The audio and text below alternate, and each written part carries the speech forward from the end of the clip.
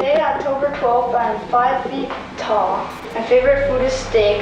My favorite color is blue. My best friend is Aaron Larson. And my newest friend is Gabe. Este é o último vídeo conhecido de Jacob Wetterling, que tinha 11 anos na época, gravado apenas 10 dias antes de seu desaparecimento em 22 de outubro de 1989. O que aconteceu depois disso foi uma das maiores buscas por uma pessoa desaparecida na história dos Estados Unidos. Wetterling foi sequestrado sob ameaça de uma arma na noite passada enquanto andava de bicicleta com outros 2 meninos. He grabbed Jacob and then he told me to run as fast as I could into the woods or else he'd shoot. Novas declarações hoje levam o FBI a acreditar que o sequestrador de Jacob Wetterling pode ter cometido outros ataques antes. Apenas a 16 milhas de onde Jacob foi sequestrado, Jared Shire também foi levado e agredido, apenas 6 dias antes de completar 13 anos em 1989. Muitas décadas depois, ele se tornaria a peça-chave não apenas para resolver seu próprio caso, mas também uma série de ataques a outros meninos em Minnesota, incluindo Jacob Wetterling. This crime was so horrific in nature, and it's gone on for 25 years. Quantos indivíduos com comportamento pedófilo e psicopata podem existir em um raio de 32 quilômetros? I want answers. I want to know what happened. Em Minnesota, Jacob Wetterling, com seus 11 anos, vivia com seus 3 irmãos, Amy, Trevor e Carmen, além de seus pais, Patty e Jared. Era dia 22 de outubro de 1989. It was a chilly but not too chilly October morning. We got up. Jacob and I went fishing and then came back for a noon kickoff for the Vikings game. It was kind of a family tradition watching Vikings football. Naquela noite, os pais de Jacob foram um jantar na casa de um amigo e ficou a cerca de 25 minutos de distância. Planejaram que as crianças ficassem em casa enquanto estavam fora. Durante o jantar, Trevor ligou e disse a Patty se ele, Jacob e Aaron podiam ir de bicicleta até a loja de conveniência local para alugar um filme. Não havia muito entre a casa deles e a loja, apenas campos agrícolas e algumas casas. No entanto, estava começando a escurecer e Jerry disse: No, find something to do. We've got plenty to do. Mas as crianças continuaram insistindo. Finalmente, consegui convencer Patty e Jerry a deixá-los ir à loja com seu amigo Aaron, contanto que levassem lanternas e voltassem diretamente para casa. São José era conhecido por ser uma comunidade tranquila, e os Wetterlings acreditavam que as crianças estariam seguras, desde que fossem cuidadosas com o trânsito. It must have been about 45 minutes. The phone rang and they called for me to come and take this call, and it was our next-door neighbor who called and said, "You have to leave that party right now and come home." He came back to the table and said, we gotta go. And I said, you know what? Aren't those kids back yet? And he said, somebody took Jacob. Patty e Jerry ficaram desesperados e imediatamente correram para casa, onde encontraram Trevor e Aaron em estado de choque, em uma ligação para a emergência. I want you to give me anything you can recall about this male party that approached the guys, okay? He was like a man, sort of big. He had like a, was this for like nylon thing or the mask? You know what color it was? Black. As crianças explicaram em lágrimas o que aconteceu. Após comprar um filme na loja, Jacob, Trevor e Aaron voltaram para casa de bicicleta. Mas então, Aaron ouviu um som vindo da beira da estrada. It's kind of tall grass. A kind of shiver went through me, and I didn't know if it was, just the wind or an animal, but just something didn't feel right. And I just remember the first thing I saw was kind of the flash of the gun. Um homem usando uma máscara os ameaçou com uma arma, forçando-os a descer das bicicletas e se deitar em uma vala. Inicialmente, eles pensaram que era apenas um adolescente fazendo uma brincadeira, mas logo perceberam o quanto aterrorizante a situação era. Ele os avisou que atiraria se não se deitassem na grama e desligassem as lanternas. Então, eles obedeceram às suas ordens. The silhouette probably sent chills down my spine to hear his voice again. And he asked Trevor to look at him and tell him how old he was, same with me, and then same with Jacob. And then, he told Trevor to run as fast as he could in the woods or else he would shoot. And then Trevor was gone maybe 10 seconds. He basically did the same thing with me and told me to run. Trevor e Aaron correram o mais rápido que puderam, com o temor de que o homem pudesse decidir atirar neles a qualquer momento. Eles se viraram esperando ver Jacob os seguindo, mas tanto Jacob quanto o agressor havia desaparecido. Trevor e Aaron correram freneticamente de volta para casa em busca de ajuda. Eles pretendiam se refugiar em um lugar seguro, mas não tinham ideia do que havia acontecido com Jacob ou quais eram os planos do homem para ele. I was the last person and with him, you have that guilt of he should be here and I shouldn't be here. Ao ouvir a história de Trevor e Aaron, os Wetterlings ficaram arrasados e desesperados por respostas sobre onde seu filho estava e quem o havia levado. Trevor e Aaron forneceram todos os detalhes possíveis sobre o agressor. A busca por Jacob se tornou uma das maiores buscas por uma pessoa desaparecida na história dos Estados Unidos. Com o passar dos dias, Jacob ainda não havia sido encontrado, mas a melhor esperança dos Wetterlings estava em outra vítima, menino chamado Jared Shire. There were details that I recognized right away. Description of the voice was similar. There was a number of details that were pretty consistent to my case. Em 13 de janeiro de 1989, 9 meses antes do desaparecimento de Jacob, Jared Shire, de 12 anos, vivia feliz com sua família na pequena cidade de Cold Spring, Minnesota, a apenas 16 milhas de distância dos Wetterlings. Naquela noite, ele estava patinando no gelo com seus amigos e depois foram a um café para comprar maltes. O que começou como uma noite comum, rapidamente se transformou em um pesadelo. Quando chegou a hora dos meninos voltarem para casa, Jared foi até seu amigo Corey e disse: There's a little alleyway out back, and we walked through the alleyway. And the one thing that I will always capture is Jared asked me to walk him home, and I said no.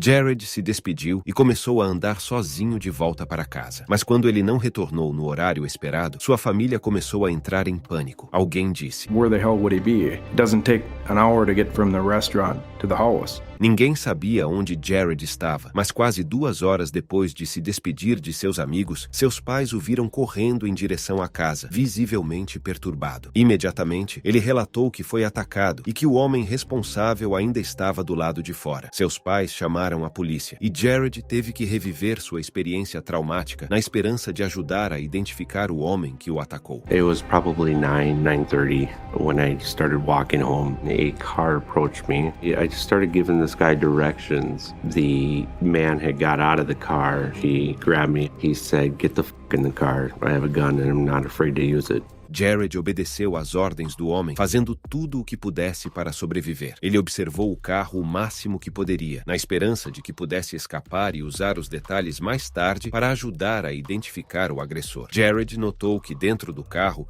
havia um scanner da polícia. O homem o fez cobrir os olhos com um chapéu e se deitar no banco de trás, mas mesmo assim, Jared prestou atenção em cada curva que eles faziam. Depois de dirigir por cerca de 15 minutos, o homem entrou em uma estrada de cascalho e parou o carro. Jared foi tomado pelo medo quando o homem se aproximou dele. Em seguida, o menino de 12 anos foi agredido sexualmente no carro. Quando tudo acabou, Jared ficou aterrorizado, imaginando o que o agressor planejaria fazer em seguida. No entanto, para sua surpresa, o homem levou de volta a Cold Spring, que ficou a cerca de 3 quilômetros da casa dos Shire. Ele devolveu a Jared seu macacão de neve, mas manteve algumas de suas outras roupas e o ameaçou antes de deixá-lo ir. He had said, "It's okay to talk about this, but if they come close to finding out who I am, I'll find you and kill you." O agressor tentou que Jared corresse, ameaçando atirar se ele se virasse. Jared correu de volta para casa, desesperado para escapar. Após passar por um ataque terrível em uma idade tão jovem, Jared foi encarregado de explicar o que aconteceu. Ele deu à polícia todos os detalhes que puderam lembrar sobre o carro e o homem que o agrediu, com a esperança de ajudá-los a capturar o agressor. Jared revelou que estava usando camuflagem e relatou a presença do scanner da polícia dentro do carro. Ele até os orientou ao longo da rota que percorreram. It's sad to picture it, but in order to do that, I had to lay in the backseat of the squad car with my eyes covered and just go off my memory. 3 dias após o sequestro de Jared, a polícia achou um possível suspeito, Danny Heinrich, ex-membro da Guarda Nacional, que teve conflitos com a lei anterior, incluindo roubos e várias infrações de direção sob influência de álcool. Durante uma abordagem policial, um policial notou que tinha um scanner policial em seu carro, exatamente como Jared havia descrito.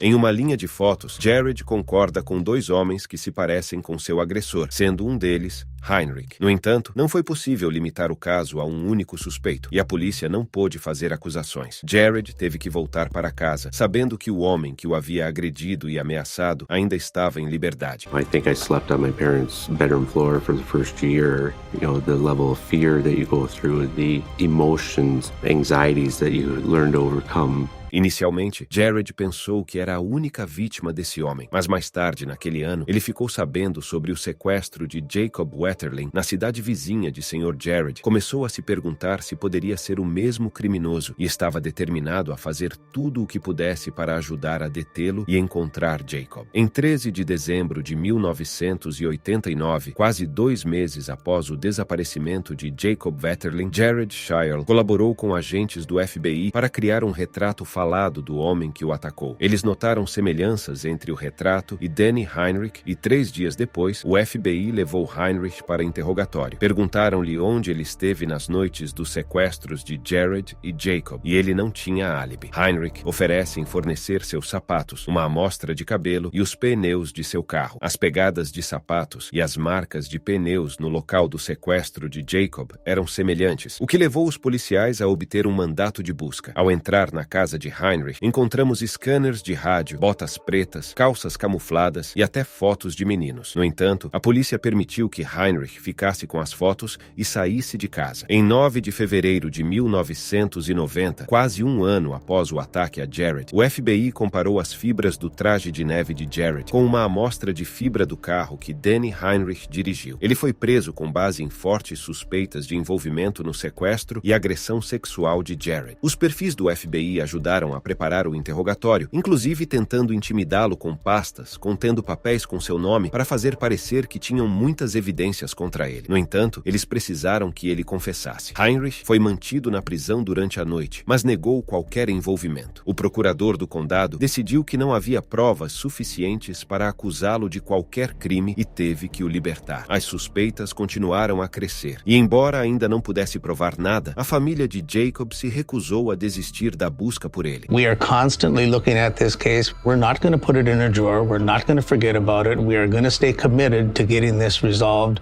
We owe that to the Wetterling family and the community to get an answer to them.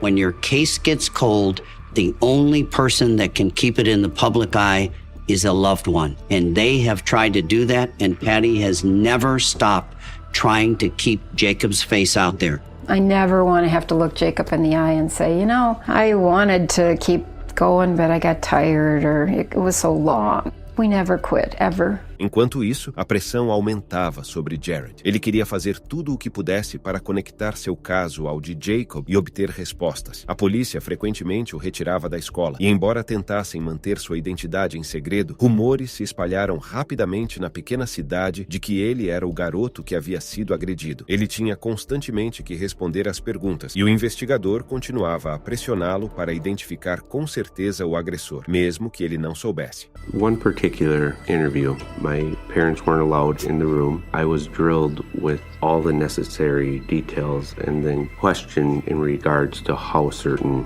I was on those details. It led into, you know who this person is? And, you know, as much as I wanted to provide the answer, I didn't know the answer. I finally broke down in tears, and my parents had seen me and said, we're done. A família de Jared tomou a decisão de deixar Cold Spring com a esperança de permitir que ele seguisse em frente e experimentasse uma infância mais normal. Eles queriam afastá-lo sobre a pressão constante e especialmente sobre o agressor que ainda estava solto. Eles se mudaram para uma casa a cerca de 20 quilômetros de distância, em Painesville, Minnesota, na esperança de uma vida mais tranquila. No entanto, Jared e sua família não tinham conhecimento dos horrores que já ocorriam lá e só descobririam isso mais de 2 décadas depois. Durante muitos anos, o caso de Jared Shire e o sequestro de Jacob Wetterling não encontraram solução. Parecia que não havia esperança de encontrar Jacob ou capturar o homem responsável. Mas mais de 20 anos após os sequestros, uma blogueira fará uma descoberta que mudará tudo. I was looking for something new to write about, and a story came on the news about the Jacob Wetterling case, and I thought, what happened here? You know, how does a kid just disappear from here? And she's got the benefit of not being law enforcement, so people will talk to her differently, and she keeps uncovering things. I spent a lot of time at the library and online and going through old newspaper articles, and I figured out early on that I really wanted to talk to this guy named Jared. Por volta de 2013, Joy Baker entrou em contato com Jared depois de encontrar um artigo de jornal sobre uma série de sequestros e agressões não resolvidas a meninos em Painesville, Minnesota, uma cidade para onde Jared e sua família se mudaram após o ataque em Cold Primavera, a apenas 32 milhas de distância. Esses incidentes ocorreram em 1986, 3 anos antes dos ataques a Jared e Jacob, e envolveram relatos de um homem aterrorizando crianças em Painesville. Esse homem seguia as crianças enquanto elas andavam de bicicleta ou simplesmente caminhavam pela cidade. Ele as abordava, perguntava a idade delas e as agredia antes de deixá-las ir. A polícia nunca conseguiu prender o homem ou descobrir sua identidade. Joy Baker acredita que essas agressões poderiam estar relacionadas aos sequestros de Jared e Jacob. Quando Joy contou desses casos com Jared, ele ficou chocado. Foi a primeira vez que ouvi falar desses outros casos em Painesville. 25 years later, and I had learned this from Joy. You can't imagine my eyes when I had seen that and just thinking, I lived here.